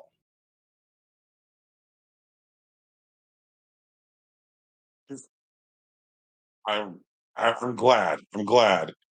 I don't think there's any way though to like, you know, be 100% sure. Yeah, I hear that. Give me 100% sure, but I'm also thinking about how like Roblox has like kind of like positioned itself as this like hands-off Wild West shit show, and they're like, we don't know, man. All we do is just collect the money, and it's like that doesn't really work, does it? About that, actually, It turns out the call is actually coming from inside the house because as these incidents have been increasing in frequency, workers told publications, including Bloomberg, that they felt that the company was not heeding their warnings about the number of inappropriate messages being sent to Roblox's relatively young audience. Wow! Oh no! Right. Oh god. Yeah, like there are definitely insufficient child safety protections, but it's not like the company as a whole is like ignoring them. It looks like it's just management, which is worse for sure. Definitely worse. But like it's no, it's not the company as the whole. It's just the people who have the power to do something about it. right. Yeah. Cool. I love it Actually, here. I think we did miss it. But last year there was a group of parents that sued Roblox for allegedly enabling child grooming and exposing its young player base to sexual content. I can't remember what happened to it. Let me see if I can just pull that up real quick. I think it's class action still in progress. That would make sense to me. Class action still in progress. But yeah, no. I think this stuff showing up in feeds, like obviously, like it's still like in Bloomberg and like game developers, so it's not like the public at large is really looking at this, but like it's happening. Like the cracks are showing in Roblox, so there might be something significant in the future. They're showing badly. Oh yeah, that's so bad. That's so bad. Also, I don't think we have any parents who have kids who play Roblox, but if you know someone who is a parent who lets their child play Roblox, like, hey, maybe make them aware of this. You gotta keep an eye on that for sure. Jesus Christ. Also, if you're a parent, you should be paying attention to what your child is doing. You know, playing online, watching on TV, like that's part of your responsibility as a guardian. God. Anyway, sorry. I get off my soapbox. Also, something that happened last week. Humble Games seemed to have just lay off all their employees and like kind of disappeared. Later on, I think the following day, it turned out that Humble Games has been laid off, but they're restructuring allegedly. Like they're saying that they're not shutting down, but it's the big thing, I guess. I feel like that might just be like posturing, because the thing about Humble Games is that in addition to like, like putting together the bundles and whatnot and like running that like storefront, they also have a bunch of publishing deals that are still like in play with a lot of like independent developers. And I don't think they can just like poof on those yet. So like that's why they have to announce restructuring, but this doesn't look good for a lot of them. I know there's some developers that are in a better spot, like the company that made Unsighted last year. Jesus, who were they called? Studio Pixel Punk. They have a new game that's supposed to be due, like, well, I don't think they have a date yet, but it's like coming soon. And so like they're probably going to be okay because like Unsighted got a lot of like commercial or critical success, which like led to, a much more robust balance sheet. But there are definitely a group of developers that are under like the Humble Games publishing banner that will just suddenly not have a publisher. And that's not the worst thing to happen to a game for sure, but like if you had one and then it suddenly disappears, it doesn't put you in a good spot for sure.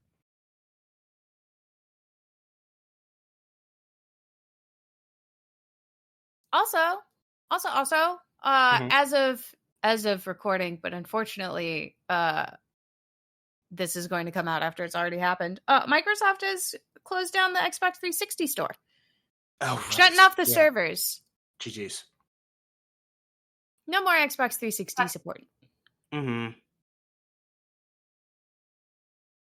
I know there were a couple listicles that were going around. And it's like, hey, these are the top 10 games you should try to grab off the 360 store before it disappears forever. Before it disappears forever. And if you didn't know it was disappearing, it disappeared on July 29th. So. RIP. Whoops. Yeah. There are some little things. There's a former EVP from Epic Games is now the president of Netflix Games. I think Netflix Games is also planning to just put out 80 new video games, whatever that means.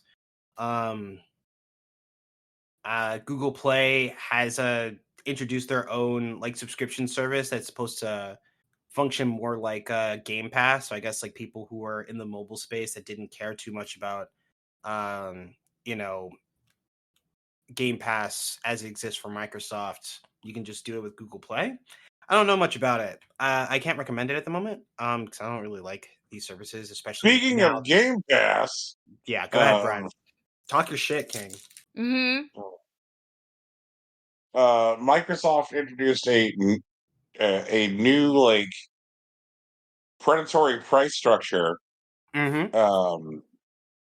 where there is like you get access to play games with other people online, and then there's like a pass which is you get like I think it was like something like 8 to 12 old ass games Mm-hmm. and like stuff that's like left at the dollar bin at Walmart smells like baby food, crap.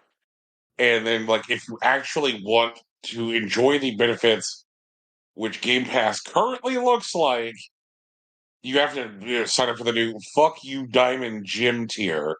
Right. And if you're not giving them Diamond Gym money, then you're not getting the experience that Game Pass has been up to this point, and you will be downgraded to either the 8 to 12 old busted ass games that smell like baby food, or the you can just play games online tier. And the FTC, as part of its ongoing appeal of the Microsoft Activision merger, um, submitted like a new appeal document, which was like, fuck you, this is literally what we were warning about. When we talked about how Microsoft is in a position of marketplace monopoly, this is what we were warning about. Like, So what are and they going to do about it? well, I mean, like they submitted an appeal to a judge, and so we'll That's how it see. works. Yeah. Yeah, but like it's the chickens have come home to like roost with Microsoft in a very very serious way. Like it's significant. Like what is it? Like 21% of their total workforce across gaming divisions laid off since the start of the year. Increases on the price of Game Pass, um, and the smoke on the street is um, that like the whatever the next box is may not even launch with a disk drive. Right. Ugh. Yeah. Oh yeah. Well, also like in the mess that is Microsoft at the moment, if I remember correctly, I think Blizzard did like vote to unionize, and that's like 500 like workers suddenly at once. Bethesda's also voted to unionize, and Microsoft did recognize their union. Yeah. I mean, they definitely up until this point have said that they don't mind them like organizing this way, but like I'm not sure if that means that they're willing to play ball, or if or they believe that they're confident enough to fight here. We'll have to see what happens. I I have to believe it's the latter. Like it always assume that like publicly traded profit seeking companies are evil. Um and there have just been so many examples, especially in like the last 18 to 24 months, of companies which have said in the public square that they are going to deal in good faith with unions and then do bullshit. Probably my Sure. most easy to point to and favorite visual example, just because like it creates like um it creates an eyesore whenever they do it. Is like when an individual Starbucks store unionizes, Mm-hmm. Right. and then Starbucks is like, oh yeah, we'll deal with the union now at 123 Happy Street, because the way Mm-hmm. that the unionizing happens at Starbucks is location by location. And so Right. then what Starbucks' reaction is to then close locations that unionize. Right. And so if you And say drive it's around, because like, oh, there's too many locations in this area or something. Like we were Mhm. planning on closing that location anyway. Right, yeah, and And so it's part like, of the landscape of so many major cities now includes a bunch of fucking closed Starbucks because they're closing them like well before the end of the term of the lease that they had Right. with whatever strip mall it is, and we're in a fucking terrible economy. And so like now we just have a bunch of empty storefronts with empty Starbuckses because they would rather they would rather cut off their nose to spite their face than like deal with the um. And so that way they get to eat their cake and eat it too. They're like, oh yeah, absolutely. If we didn't close 123 Happy Street, we would deal with the union, but we just had to close that location. It was part of the plan. Yeah. So like, yeah, like it would not surprise me at all if like what happens is, um, like they just start like closing like. I mean, fuck, they already closed like Arcane Austin, and it's like boop, gone, one stroke, done. And it's not like that's a studio which did nothing and like Right. did not literally produce like profitable, successful video games like the fucking studio that did the Dishonored games. Jesus, Mhm. um, they just closed it. But people are like, yeah, I worked on Dishonored. I worked on Dishonored too, but I guess they don't care. Like they like the important like at some point like the thing which is important to Microsoft is controlling IP and making sure that other platform holders don't have access to certain IP. Like that Right. that's the thing which is important. Like if push comes to shove, they will close down entire divisions and studios Yep. within like the things that were Activision or Bethesda in order to like avoid dealing with unions. Mark my fucking words. Like because they can just as easily um say close down Bethesda and then move all the development for Elder Scrolls 6 to some like brand spanking new studio. And be like, oh yeah, now it's being developed by Tamriel Design Right. Studio. Um, I just think about like the if we journeyed our way back machine, it was a little bit of a different situation. Um, when Bungie purchased itself and was able to free itself from being owned by Microsoft, but Microsoft still owned the Halo IP, and Right. so all of a sudden they needed to like make Halo, but without the people who made Halo. mm-hmm. They just like ginned up a studio real quick. They're like, okay, here's 343 design. 343 does nothing but make Halo games. Um, and they'll do the same thing. Like they'll shut no, they will shut down Blizzard. They will shut down Bethesda with before they like you know uh, cede ground to a union. Like it'll happen. It'll happen. Um, they'll try and wait till they think nobody's looking, Yeah. uh, and they'll try to do it piecemeal, or they'll try Mhm. and create a situation first where they'll try and create like a situation which like forces people to quit.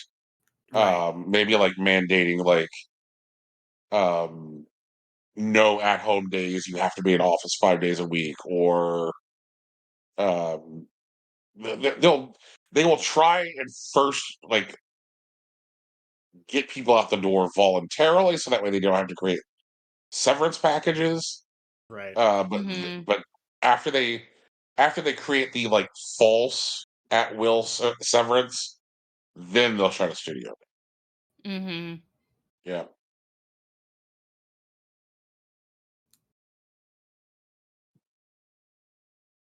Cool dad Phil Spencer is nowhere near cool and is nobody's dad.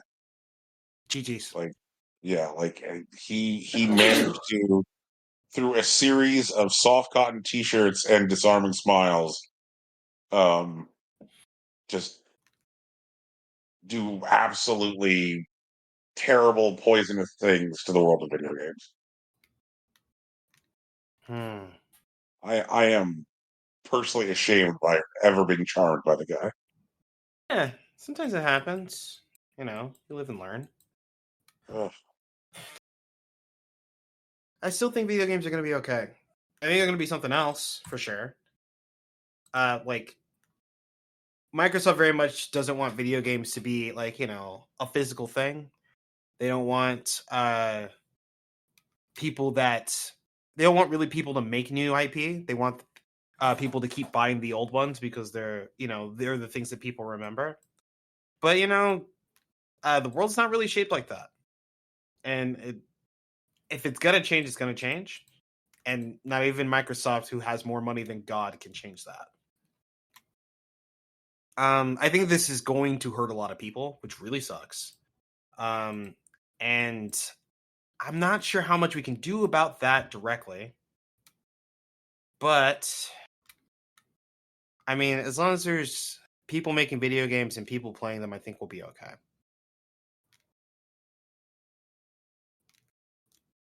Speaking of which, SAG-AFTRA has authorized a strike. They're actually going on strike against a few video game developers. Looks like we have Activision, Blindlight, Disney, EA, Formosa, Insomniac, Llama, Take-Two, VoiceWorks, and WB Games. Weirdly enough, Grand Theft Auto 6 is exempt from the strike. All not games 100% in sure why. development before September are exempt. That makes more sense. Okay. So we're waiting for those to shake out. But strike is live. They're not boycotting any specific games yet. They're mostly just trying to spread awareness before they designate a specific action. But the core of the strike is over protections against AI use. The industry has ceded, from what I can tell, ground on AI protections for voice actors, but things that would cover mocap and other works are things that they're trying to hold out on, and so they're striking to get what they need. I wish them well.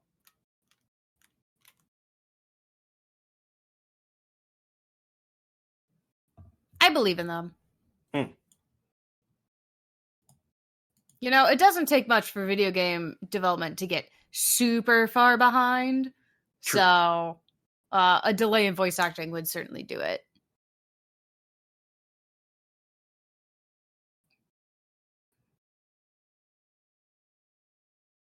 Trying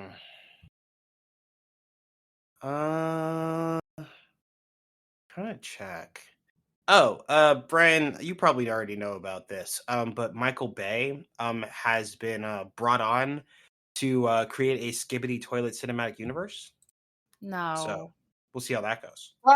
That's not real. Yeah, it's 100% real. Are you fucking with me? No, that can't be real. Oh my god. What does that even mean?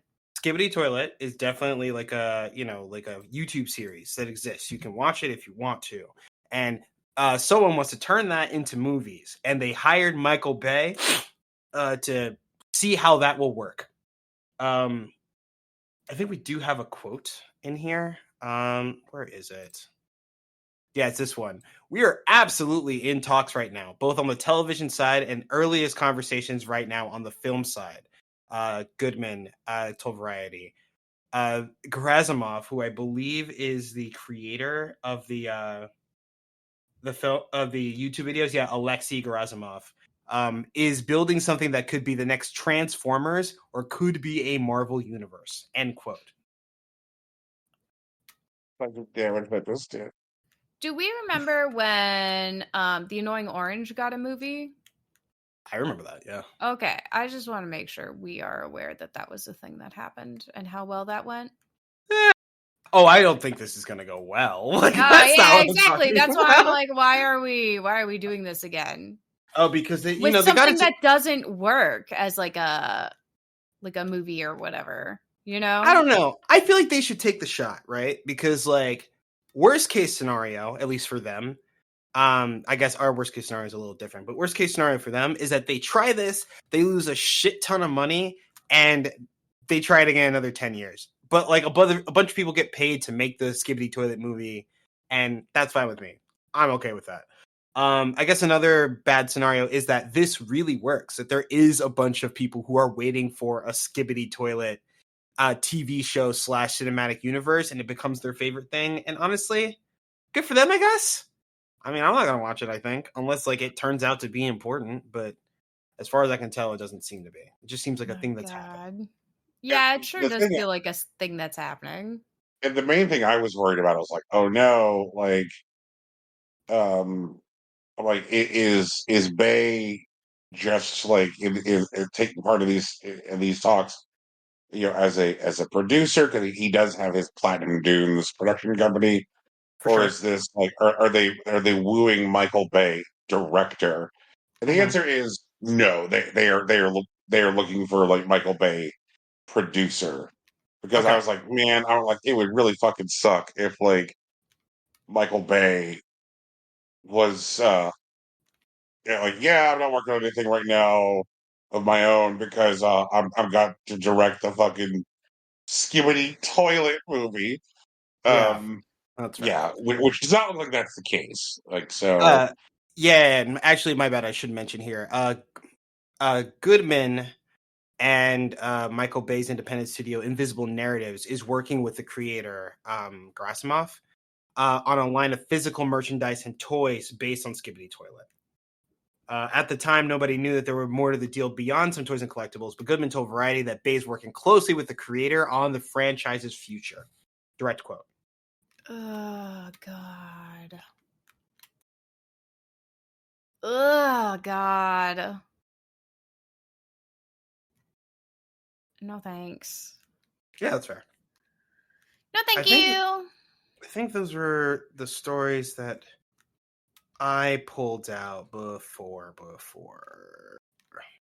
Oh, and actually, there's another thing. The dev for Stardew Valley. Let me just get his name here because it's important. Concerned Eric, ape? Eric Concerned Ape Barone stated that they will again never make any paid DLC for Stardew Valley. Every update that has ever come out for it has just been included with the game. The game is still $15 basically anywhere you can buy it. And they say that that's never changing. And what's it called? This promise came from a conversation on Twitter where someone wrote to the developer, as long as everything you add is completely free with a bunch of new content, quality of life, people won't complain for the wait. And then he responds saying, I swear on the honor of my family name, I will never charge money for a DLC or update for as long as I live. Screen cap this and shame me if I ever violate this oath.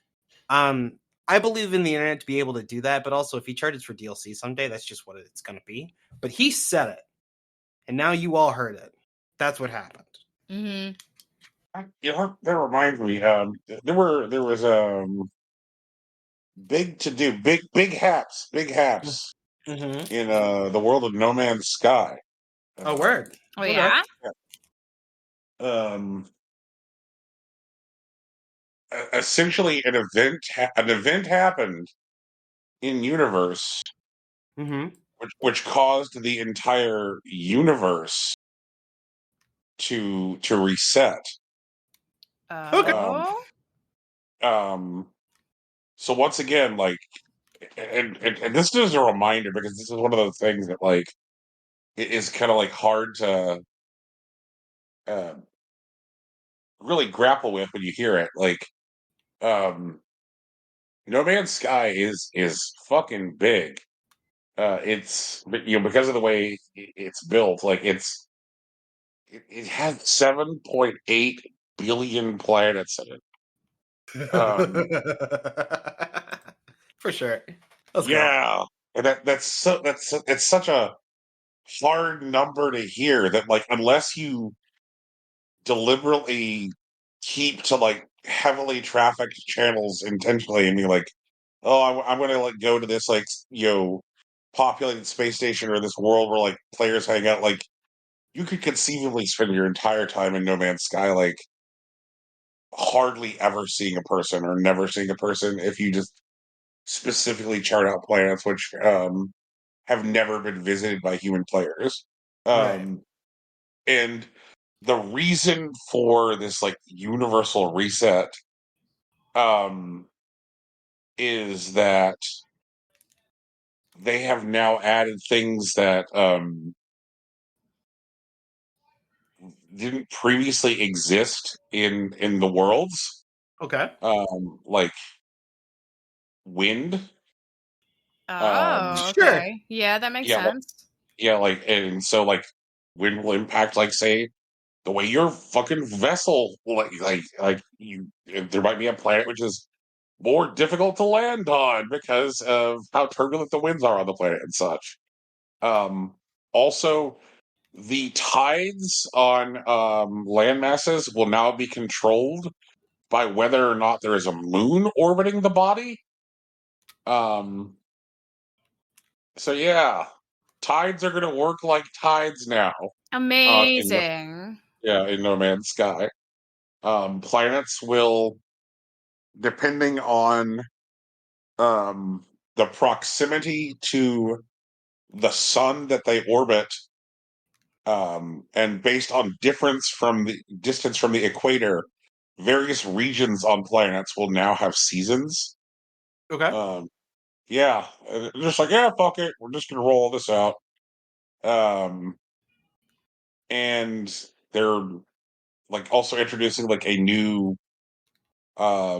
like the reason like because they created like an in-universe canon reason for the reset, which Mm-hmm. is like like a Terran reality, which these like hostile um, um, aliens that eat dark matter poured through, and um, now there's like a reason for people like to band together to deal with these aliens, and it's like when No Man's Sky launched, it was like a joke because people were like, It "Oh, was a look, joke. like Mm-hmm. look at all the shit that they promised, which isn't in the game." But like now, 9 years on, like No Man's Sky is a lot like Stardew Valley, one of these games which is like perpetually being updated for free, um and they just keep on throwing more stuff at No Man's Sky and throwing more stuff at No Man's Sky, and the the developer like continues to make new products that they do charge for, Mm-hmm. but like they just the amount of shit that they've like added to No Man's Sky is just fucking ridiculous at this point. They're well beyond like making good now on their original promises, and they like I look at games like No Man's Sky and Stardew Valley and be like, man, there's a very very small number of games which seem to like be making an effort to like I guess be people's forever game, the game that people Sure. play forever, but Yeah. without also being like their forever wallet drain. Like Right. they're like decoupling those two things. Like they're like Mm-hmm. because most games which try to be your forever game or to also say to the player base, yes, and you can spend money here Mm-hmm. forever. Right. But those two don't, Right. and it just seems so weird in the current marketplace that there are developers out there who are like, yeah, we're going to support this game in perpetuity. Um, like even Christ, even Edmund McMillan eventually like put a fork in and said, "Binding of Isaac, I'm fucking done. That was the last update. There will be no more Binding of Isaac." Right. Mm-hmm. Um, you know, and like I was convinced he was going to support that game forever, but like I just continue to be wowed at the tail on Stardew and the tail on No Man's Sky. Like, bully for them. because those player bases, like, they're some of the fucking happiest people you will see playing video games. Those people, True. Yeah, Jesus, they're having a great time. yeah. And there's a lot of like really good mod support for those games too. Yep. Mm-hmm. They don't have You to pick a know? fight about it, you know? They're not fighting the dev every week just to make sure the mods work. Didn't the Stardew creator like put out the update list early so that modders could work on updating the mods before the update was officially released? That sounds right. I wouldn't argue with you if that wasn't true, to be honest.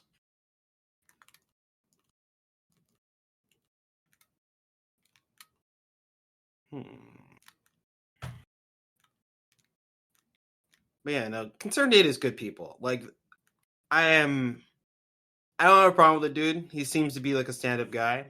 But he did make that promise in the public square. Yeah, he did. Do it. No, that's true. I feel like it's an important promise to make in the public square too, especially if you want the public to follow through on like yelling at you about it. Right. Which I fully believe he does, you know? Mm-hmm.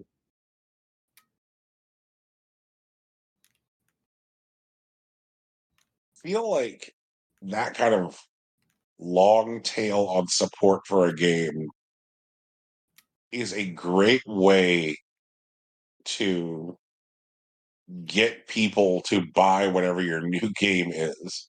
Oh yeah, whenever the Chocolatier comes out. Haunted Chocolatier, yeah. Yeah. That one.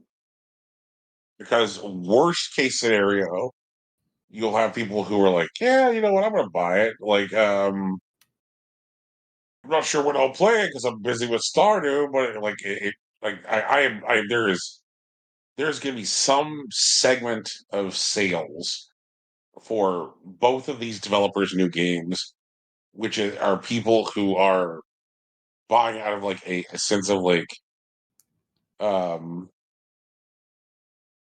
loyalty, and also like they're like, man, I'm getting the better end of the deal at this point by a Mm-hmm. damn Mm-hmm. sight, you know. I kind of feel like I'm too late on Stardew. I know you can never be too late on like a farming sim because it's a farming sim. But I am planning on picking up Haunted Chocolatier.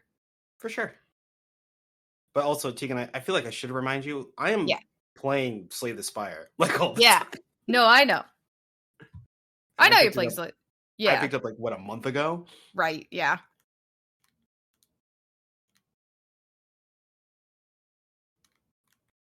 Throwing that one out there. It's one of those things, you know? True. I see a game, I understand that this is very likely a game for me. But at the same time, it's overwhelming when you see how much work people have already put into it, you know? That's fair. Yeah. It's like the Animal Crossing vibe, honestly. Yeah, it's an Animal Crossing problem for sure. I should check on my island.